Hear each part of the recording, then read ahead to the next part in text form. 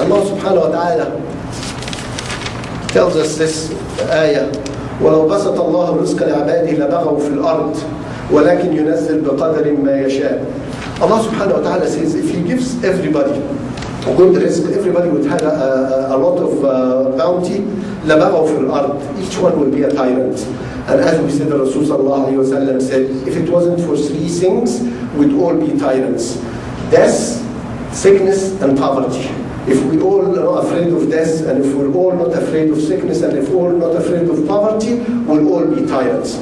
So Allah subhanahu wa ta'ala is telling us, if Allah subhanahu wa ta'ala gives rizq, makes rizq easy for everybody, لَبَغَوْا فِي الْأَرْضِ. They will be tyrants on earth, but Allah subhanahu wa ta'ala gives everybody what he needs, and this way we are not tyrants. So inshallah, we have to reflect about what's happening around us. And rather than saying we have changed our governments, we have to say, have we changed ourselves? And we have to change ourselves. And we could start with our community here in Canada. And rather than what we heard last Eid and said, Alhamdulillah, we all celebrated Eid together. Did we really celebrate Eid together because we wanted to unite? Or it was a coincidence that all these countries celebrated together? So we can't say Alhamdulillah for a coincidence. If we want to know if we're united or not, we respect each other. Whether we celebrate Eid today or tomorrow, we respect each other for our beliefs, rather than say because a coincidence happened, we are united. This is not unity. The unity is respecting our differences, to realize that each is doing his best and we respect each other, rather than, oh Alhamdulillah, by coincidence we all celebrated the same time. This is looking at things at a very shallow way. Very shallow, because no, it was not by design. It's not that we went out and said we will unite. We went out and by coincidence, Alhamdulillah, it was the same day. So when we celebrate, we respect each other, rather than pray that we all are the same day by coincidence. So the true unity is in our hearts. And the unity, as we said before in the ayah, وَاعْتَصِمُوا بِحَبْلِ اللَّهِ جَمِيعًا, hold on to the rope of Allah.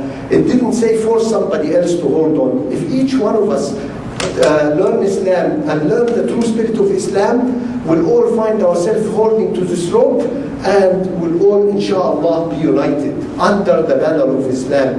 We've seen in the 60s where we tried to unite under the Arab nationalists. It didn't work because it's not Hablullah.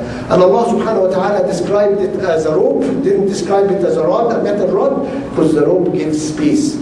When you hold on to it, it gives you a little space. When I hold on, it gives me a little leeway. So there is leeway for all of us. That's why it's a rope. It's not a metal rod where it doesn't give. Islam is so flexible. Islam is so wonderful. And this is how we should look at Islam. I remember one time getting an email. A young lady watched my show and said, for the first time I understand the beauty of Islam. I understand why Islam is wonderful. My parents have always told me, you have to do this, have to do this. But never anybody explained to me that it's so wonderful that we should do it because we want to, rather than have to. We teach our children have to, rather than the beauty of Islam. And it is the mercy of Allah that we follow this wonderful religion. It isn't that you have to, after we understand Islam, we want to follow, because it gives us a good life in this dunya and a better life in al-akhirah, inshallah.